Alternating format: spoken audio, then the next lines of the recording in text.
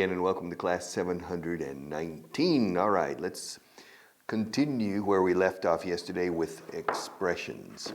I love this book. If you don't have it, get it. If you don't have it, get it. If you don't have it, buy it. All right, I'm on pay at the top. I'm at the top. I'm at the top. I'm at. Enlazo. I'm at the top. Estoy en la parte superior. I'm at the top of page 11. Expression number 21. As busy as a bee. Más ocupado que una abeja. Más atareado. Tan atareado como una abeja. As busy as a bee. I'm as busy as a bee today. Marta's as busy as a bee today. We're busy. Susana está muy busy. Yeah.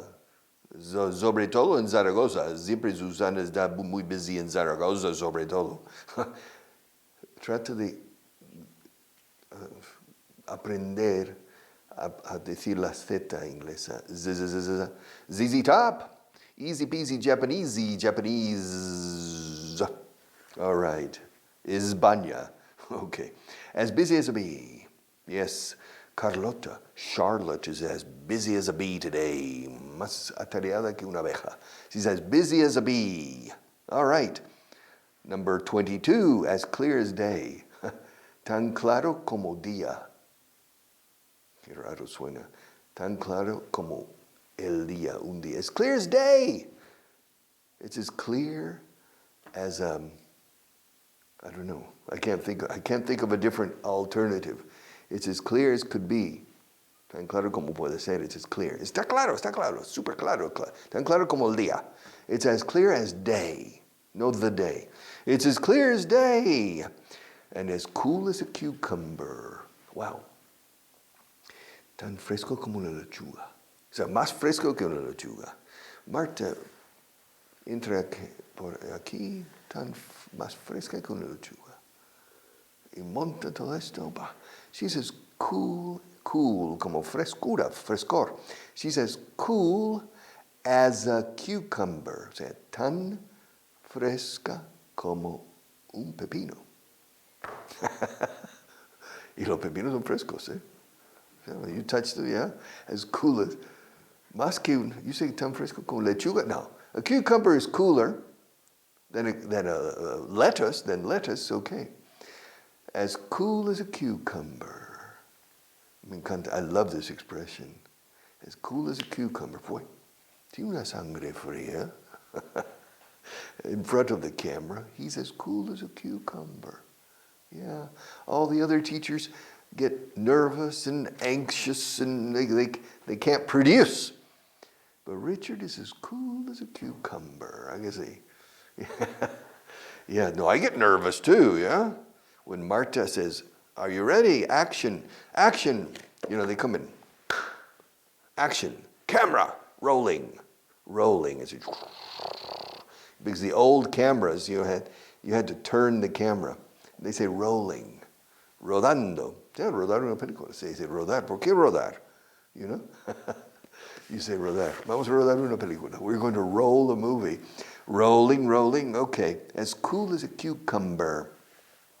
And as dry as a bone. Tan seco, más seco que un hueso. O sea, tan seco como un hueso en inglés. As dry as a bone. The Atacama Desert is bone dry. También se dice al revés. Es seco de hueso. Is bone dry. The Atacama Desert in the north of Chile is as dry as a bone. Yeah. It's the second driest place on the planet Earth. It's the second driest place on the planet Earth. Okay? It's the second driest. And Richard, what's the driest? I've already told you. You've already told us?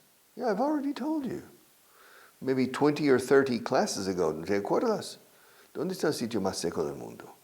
You don't remember? You don't remember. About 20 or 30 classes ago, I told you and Marta, the driest place on the planet Earth. It's as dry as a bone, pero hay muchísimo agua. Oh, increíble, muchísimo agua. But it's as dry as a bone.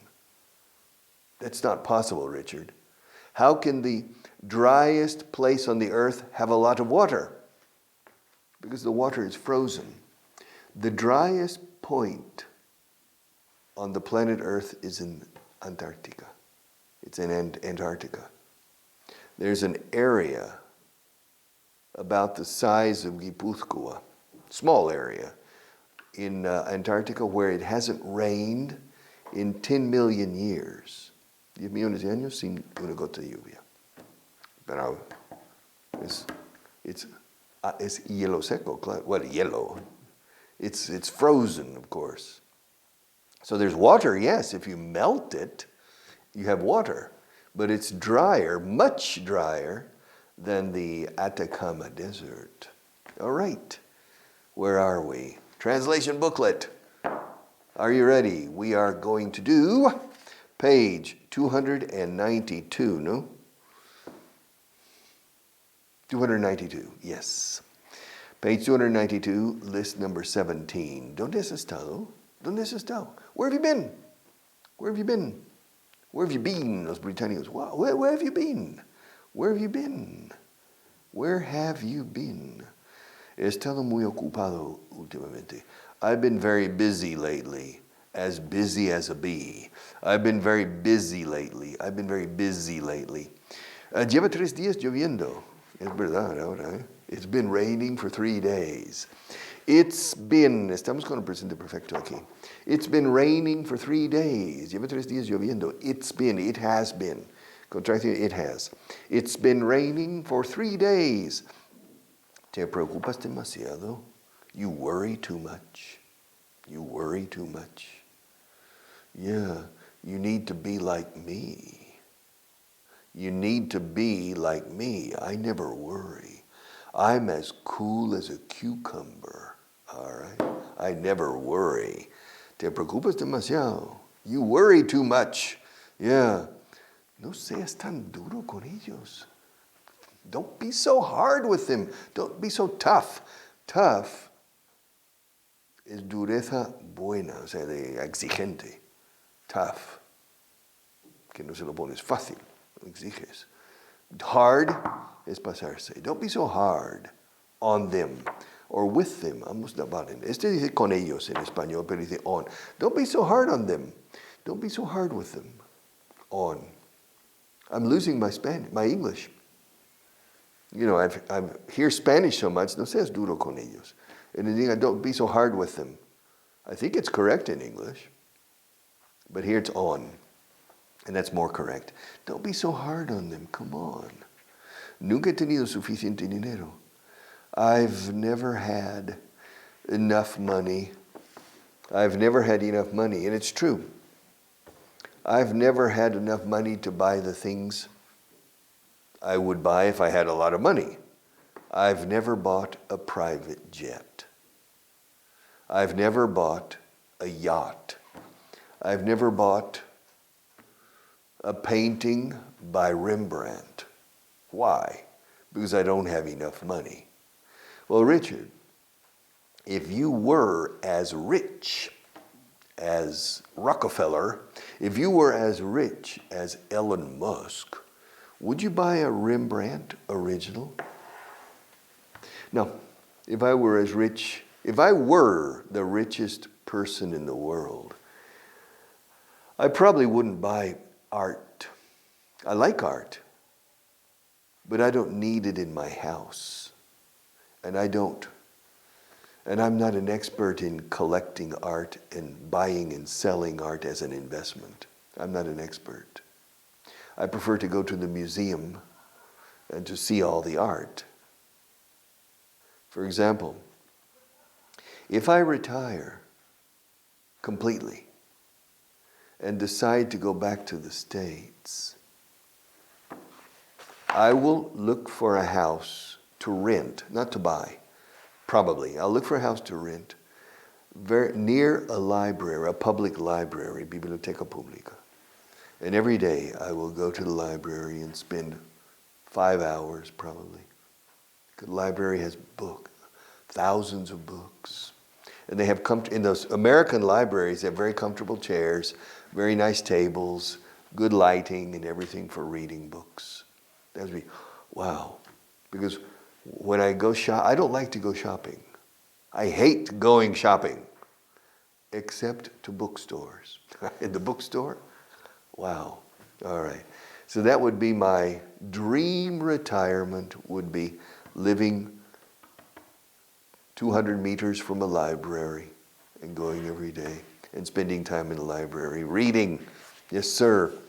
Okay, I don't need to buy a Rembrandt. If I were super rich, just filthy rich, I would simply retire to a nice, comfortable house in the U.S., probably, or here in Spain, pero hay poco. Bibliotecas públicas hay, eh? Yeah. But I don't know, I'm not familiar with the richness of their collection of books. I'm not sure. And all of the books are in Spanish. All right. I like reading in Spanish. I have a degree in Spanish literature from the University of Texas, but I prefer to read in English. Oh, well, I like reading in both. I prefer to read, of course, Spanish literature, Spanish language literature, South American literature. I prefer to read it, of course, in Spanish. But in any case. Okay, ¿cuánto tiempo durará el juicio? How long will the trial last? How long will the trial last? Normally a murder trial, un juicio por asesinato, normally a murder trial lasts 5 or 6 days in the United States. It depends on the time the jury needs to deliberate. Deliberar, las deliberaciones del jurado. ¿Sí? Ese verbo, to deliberate. And the deliberations, the jury, 12 members of the jury withdraw to a room and deliberate. And then they come back with a verdict. Veredicto. In English, verdict. Verdict. They come back with a verdict. Me pica tu maquillaje. They come back with a verdict. And that's a trial. And so you have the judge, the jury, the defendant, el defendido, el acusado, the defendant, the prosecuting attorney, que es el fiscal, the prosecuting attorney, who is normally the assistant district attorney, o sea, ayudante al fiscal del distrito, que representa el distrito how do you say? En las acusaciones y preparación de los casos. That's a district attorney. Aquí, el juez de primera instancia hace esa labor. Yes, it's different. In the United States, in Great Britain, in the United Kingdom, in the United States, Australia, in the Anglo-Saxon world, it's common law, derecho común. In Spain and in Europe, most of Europe, it's derecho civil. It's a little bit different approach to law. And you have the prosecuting attorney and the defense attorney. And the defense attorney defends the defendant. And the prosecutor prosecutes, tries to prove he's guilty. And the jury makes the decision after deliberations. And the judge is more or less a referee, un árbitro. More or less, he's a referee. It's an easy job. The judge spends 6 days listening. and the one says, I object, Your Honor. Señoría is su honor, your honor. Su señoría, su honor, su honorable or something, Your Honor. I object, Your Honor. Objection sustained. Objection overruled. Contravenido. All right, but let's go on. Where are we?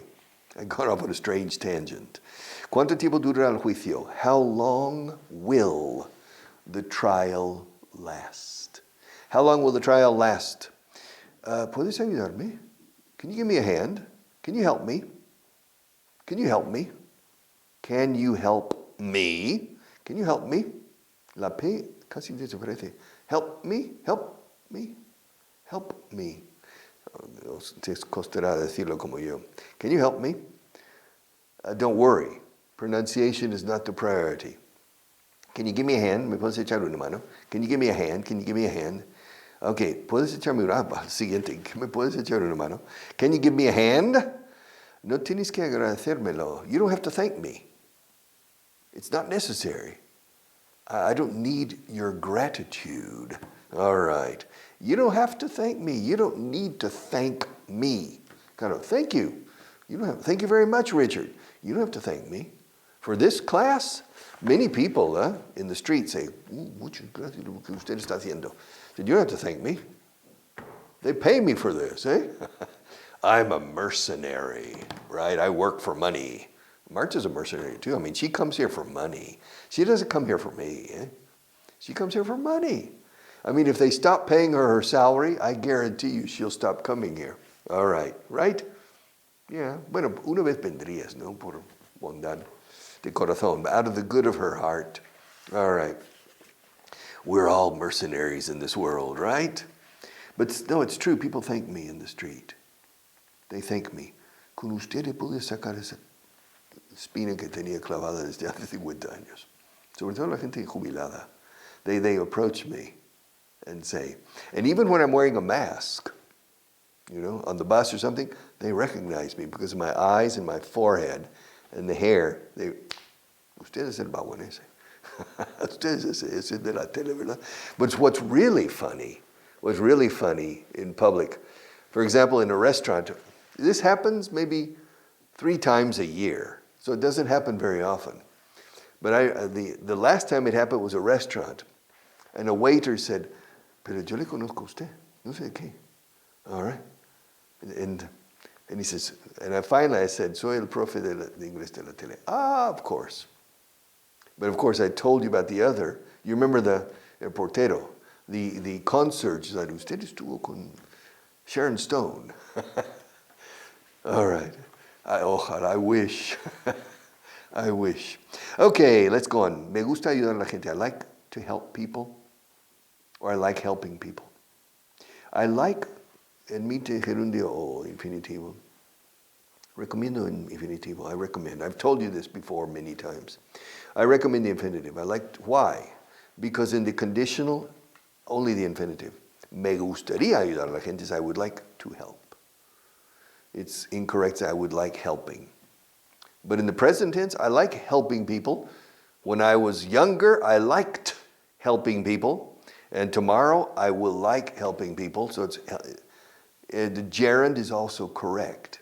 Not only the infinitive, but in the conditional, only the infinitive, all right?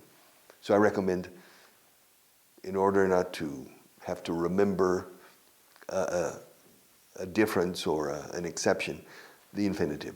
Me gusta, I like to help people. Él por fin ha decidido casarse. He's finally decided to get married. Finally. Well, how old is he? He's 101. 101 years old. Yeah, and it's his first marriage. That's right. He's been an eligible bachelor for 100 years. And finally, he's decided to get married. How old is his wife? Well, his future wife. She's only 97 years old. So she's 4 years. She's 97, but she doesn't look a day older than 87. All right, so she looks quite young. All right, él por fin ha decidido casarse. He has finally, he's finally decided to get married. Se casaron hace unos días. They got married a few days ago. They got married a few days ago. Cásate conmigo. Marry me. Cásate con María. Marry Mary. No te cases con Juana. Cásate con María. Don't marry Jane. Marry Mary. Así es. Me casé a los 26 años. I got married when I was 26 years old. I got married when I was 26. Me casé con mi mujer a los 26 años. I married my wife.